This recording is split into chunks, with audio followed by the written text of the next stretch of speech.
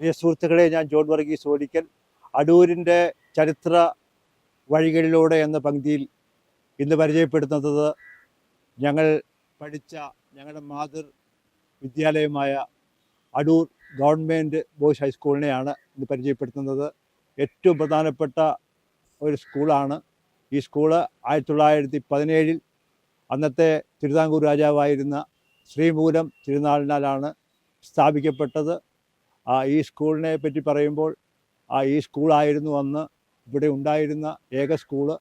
അതുകൊണ്ട് തന്നെ ഇവിടുന്ന് KP റോഡിൽ കായംകുളത്തേക്ക് പോകുന്ന വഴിയിൽ നൂർനാട് മുതൽ ഇവിടുന്ന് കുരമ്പാല, പന്തളം MC റോഡിൽ കുരമ്പാല, പിന്നെ KP റോഡിൽ തന്നെ പറക്കോട്, ഇവിടുന്നെല്ലാം വന്ന് ആളുകൾ ഇവിടെ വന്ന് പഠിച്ചിരുന്നു. ഇവിടെ പഠിച്ച അനേക ആളുകൾ ലോകത്തിൻ്റെ വിവിധ ഭാഗങ്ങളിൽ വലിയ വലിയ നിലകളിൽ അറിയപ്പെടുന്ന വ്യക്തിത്വങ്ങളാണ്. അതിൽ ഏറ്റവും പ്രധാനമായിട്ട് നമ്മൾ അനുസ്മരിക്കേണ്ടത് ശ്രീ അടൂർ ഫാസിയെയാണ്. അടൂർ ഫാസി ഹാസ്യ സാമ്രാട്ടായിരുന്നു, ഗായകനായിരുന്നു, സംവിധായകനായിരുന്നു. അദ്ദേഹം ഈ സ്കൂളിലെ നിങ്ങൾ ഈ കാണുന്ന ഈ മൺതരികളിൽ ഓടിച്ചാടി കളിച്ച വ്യക്തിത്വമാണ് അടൂർ ഫാസി. അദ്ദേഹത്തെ മലയാള സിനിമയ്ക്ക് വിസ്മരിക്കാവുന്ന വ്യക്തിത്വമല്ല. അദ്ദേഹത്തെ ഈ സമയം ഇവിടെ നിന്ന് ഞാൻ അനുസ്മരിക്കുകയാണ്. അതുപോലെ തന്നെ വേൾഡ് അവാർഡ് വാങ്ങിച്ച സംവിധായകൻ ശ്രീ അടൂർ ഗോപാലകൃഷ്ണൻ സാറ് ഈ സ്കൂളിൻ്റെ പൂർവ്വ വിദ്യാർത്ഥിയാണ്. ഇവിടെ അദ്ദേഹം പഠിച്ചിട്ടുണ്ട്. അതുപോലെ തന്നെ സ്വാമി നിത്യ ചൈതന്യ യതി ഈ സ്കൂളിൽ പഠിച്ചിട്ടുണ്ട്. എൻ്റെ അറിവനുസരിച്ച് കേന്ദ്രമന്ത്രിയായിട്ടിരുന്ന CM സ്റ്റീഫൻ ഈ സ്കൂളിൽ പഠിച്ചിട്ടുണ്ട്.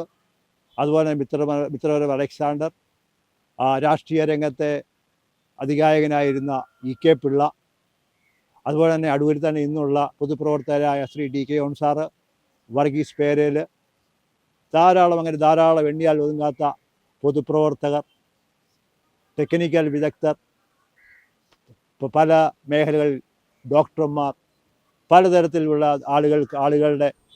ആളുകളെ സംഭാവന ചെയ്ത മാതൃവിദ്യാലയമാണ് എൻ്റെ പുറകിൽ കാണുന്നത്. ഇതിൽ ധാരാളം ചരിത്രങ്ങൾ പറയാനുണ്ട്. ഇവിടെ നിൽക്കുന്ന ഈ നെല്ലി മുത്തച്ഛിയെ ഞാൻ പരിചയപ്പെടുത്തുകയാണ്. ഈ നെല്ലിയിൽ നിന്ന് നെല്ലിക്ക കഴിക്കാത്ത ഒരു പൂർവ്വ വിദ്യാർത്ഥി പോലും ഉണ്ടാകില്ല. ഇതിൻ്റെ മണ്ടയ്ക്ക് കയറി ഉച്ചയ്ക്ക് ഇരിക്കുന്നത് എല്ലാവരുടെയും ഒരു പതിവായിരുന്നു. ഇതൊക്കെ ഞങ്ങൾ ഓർക്കുന്നു. ഇതിൻ്റെ പുറകിലോട്ട് ഒരു 10-15 ഏക്കറോളം സ്ഥലം ഇവിടെ അടുത്തുള്ള ഒരു വീട്ടുകാരാണെന്ന് ശ്രീമൂലം തിരുനാളിൻ്റെ കാലത്ത് സംഭാവന ചെയ്തത്. ഈ സ്കൂള് ഇങ്ങനെ പുറകോട്ട് ധാരാളം ഇങ്ങനെ വ്യാപിച്ച് കിടക്കുകയാണ്. ഇതിൻ്റെ പുറകിൽ നല്ലൊരു സ്റ്റേഡിയമുണ്ട്. അവിടാണ് 1980 ശ്രീമതി ഇന്ദിരാഗാന്ധി രാഷ്ട്രീയ പ്രചരണാർത്ഥം ഈ സ്റ്റേഡിയത്തിലാണ് ഇറങ്ങി അടൂർ സെൻട്രൽ മൈതാനിയിൽ പ്രസംഗിച്ചത്. അങ്ങനെ വളരെ ചരിത്രങ്ങൾ ഉറങ്ങുന്ന ഈ സ്ഥലത്ത് നിന്ന് നിങ്ങളെ ഞാൻ ഈ സ്കൂളിനെ പരിചയപ്പെടുത്തുകയാണ്.